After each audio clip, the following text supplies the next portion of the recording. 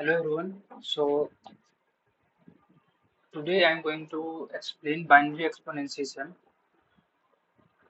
This is a part of a competitive programming playlist that I'm thinking to make. So if you are interested, then you can comment so that I can continue making the playlist. So let's start with the first topic of competitive programming, that is number theory. So the in the number theory there are various topics. By the one of the most important is binary exponentiation, which you should know. So let's see what the problem is. So the in binary exponentiation we have to find a raised to power n in optimal time complexity. So one of the naive approaches basically multiply a n times, which can take of n complexity. Okay, but I we want to do it fast. Can you think of how to do this very fast? So one thing that came up is basically, if you see this, that a raised to power m plus n is basically equals to a raised to power m into a raised to power n. This is the property of exponent, right? So somehow you need to break n so that you can apply this. Let's suppose I randomly break n into n1 and n2, right? Now I separated this a raised to n1 into a raised to power n2, and you know that n1 will be less than n, n2 will be less than n. So now the complexity is basically O of maximum of n1 comma n2, right? Why? Because when you calculate a multiplied by a square, a cube, up to a raised to power n1 and a raised to power n2, then let's suppose n2 is greater than n1. In that case, you can store this a raised to power n1, and when you reach a raised to power n2, just multiply the answer. You just multiply the both the value. You will get a raised to power n1 plus n2. So you reduce the complexity by this. But we can't just randomly break this. We can do it in a better way. One second.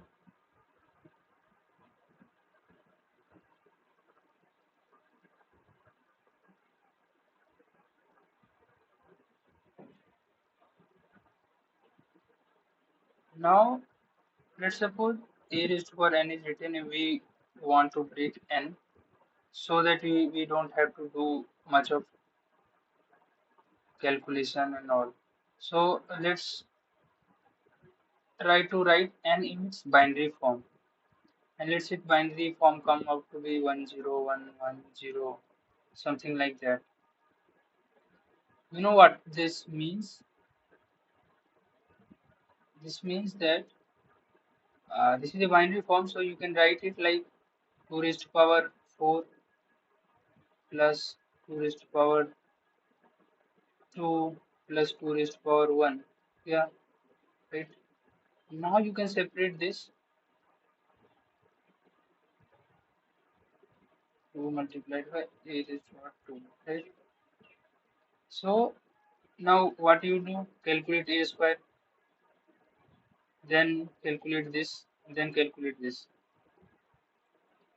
What I'm going to do? I'm going to start with a. You know that a multiplied by a is a square. Okay. So every time I'm going to multiply this with the same. value, means a square multiplied by a square. So next time I will get a raised to power 4. Next time a raised to power 8. I am going to in this way. I am doubling the power, and you know that a raised to power 2n is basically a raised to power n raised to power 2, right? So every time you just take power of 2. So you get this a raised to power 16. Now you see that you can use this value. This is a raised to power 4, this value, and a raised to power 16, this value. And you just multiply this and you will get the answer. So let me give you a better example. Let's suppose I want to calculate 3 raised to power 101, right? This is basically 3 raised to power 5, and 5 is written in binary. So what you do, first start with split this 3 raised to power 2 raised to power 2 multiplied by 3 raised to power 2 raised to power 0. Now start with 1 multiplied by 3, 3 multiplied by 3 is basically 9, that is basically 3 square and 3 raised to power 4. And you know that the power will always be uh, uh, in a power of 2, right? So you keep getting, find the uh, number in which the power is, is the power of 2, right? So I I just need these type of value, 3 raised to power 2 raised to power I. If you have this, you can easily calculate this, right? So now you can see that wherever 0 comes, you don't need to multiply that, right? We don't have 3 raised to power 2 raised to power 1 because here it is 0. So what you can do, just simply calculate this 3 raised to power 0, 3 raised to power 1, 3 raised to power 2, 3 raised to power 4, and iterate on this binary number. If you see 1, then use corresponding number here, here, and yeah, just use this and you will get the answer. Right? Just use this and you will get the answer. Right? Now,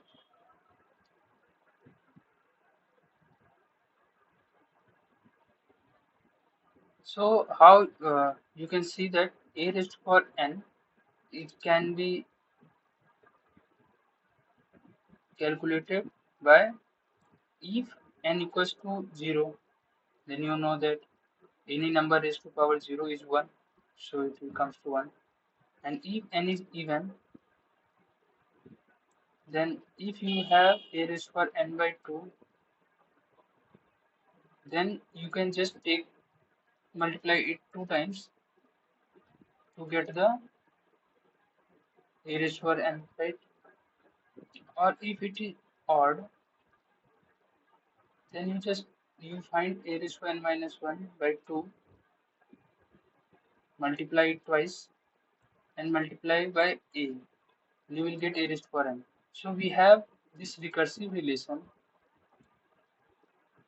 which calculate a raised to power n in O of log n.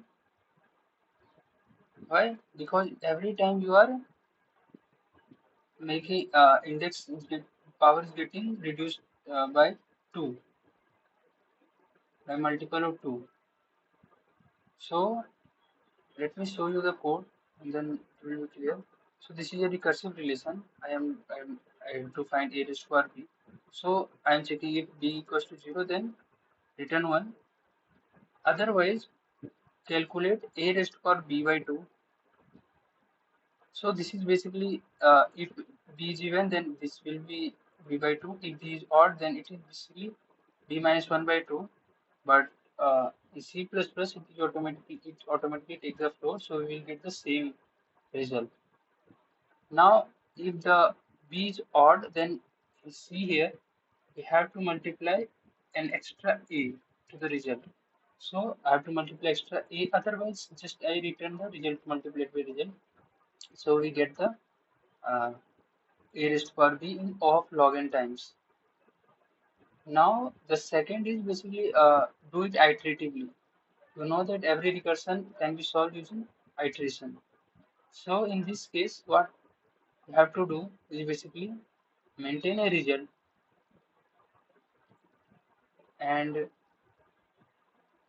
this is basically in a, then a raised to power a, this will generate a raised to power 2, a raised to power 4, a raised to power 8, and if you find in b that there is a bit which contain 1, then you just multiply a, the current a, and you reduce the b by b divided by equals to 2.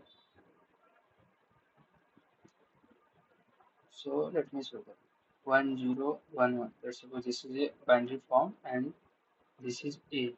So starting with result equals to 1, I have 1, and I will update a. Okay. So in first iteration I will see whether the first bit, this is the first bit, is 1 or not. If it is 1, I will multiply a, my answer, and then I will update a to a multiplied by a. So our my a will be now a square. Okay. Then I will check the second bit. Yeah, it's 1. So I will again multiply a square. Right. Then I will multiply a square by a square. I will get a4. Now I will check this with, this is 0. So I will not multiply anything. Now I will see this. So I will multiply again by 2. So I will get e raised to power 8. Then I will see this. This is 1. So I will e raised to power 8. And yes, this is our final answer. So iteratively it can be done like this. Okay. So the last thing remains that if you want a raised to power b modulo something, let's say modulo capital N. So for this, you just need to remember this property that a multiplied by that x multiplied by y is modulo n is basically x modulo n multiplied by y modulo n whole modulo n. Means you can break modulo and give it here, take the modulo, then multiply and then take the modulo. It is same. So just do the same here also. By at every step when you are multiplying, just take the modulo. So here, see,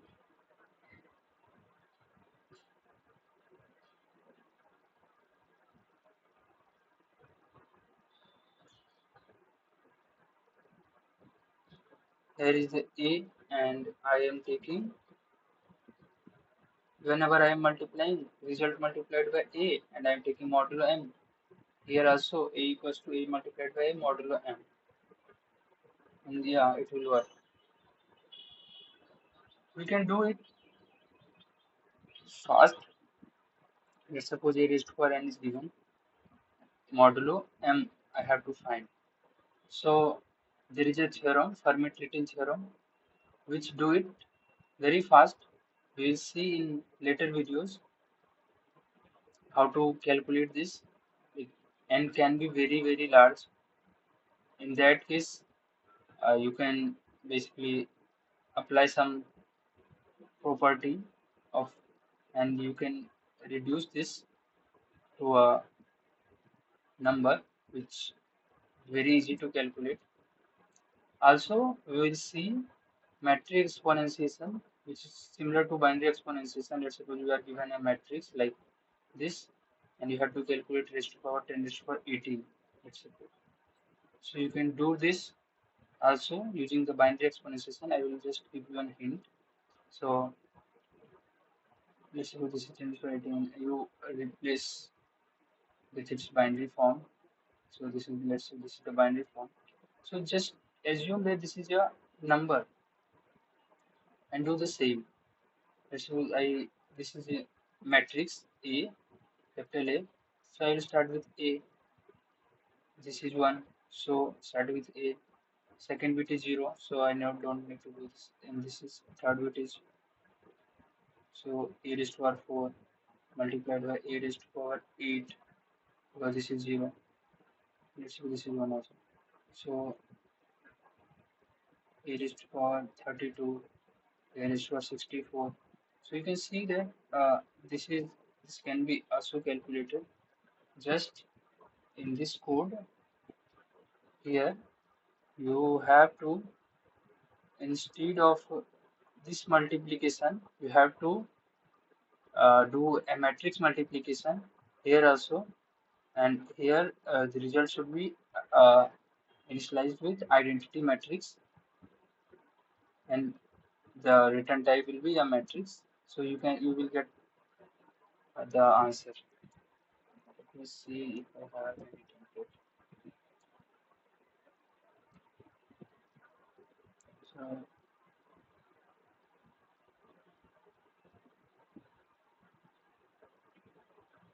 so this is a code for matrix multiplication, and this is a code for matrix exponentiation. Uh, this is a code where I am also taking modulo, but the logic behind is same. I am checking the bit and multiplying. Instead of multiplication, I am doing matrix multiplication. Otherwise, and here also matrix multiplication. And I have initialized the, and here X is basically the identity matrix, I think. No, the answer is identity matrix, right? And I multiplying it, doing the same. So in the next video, I will do some problem to see how to use this. Thank you. If you have any doubt, you can comment.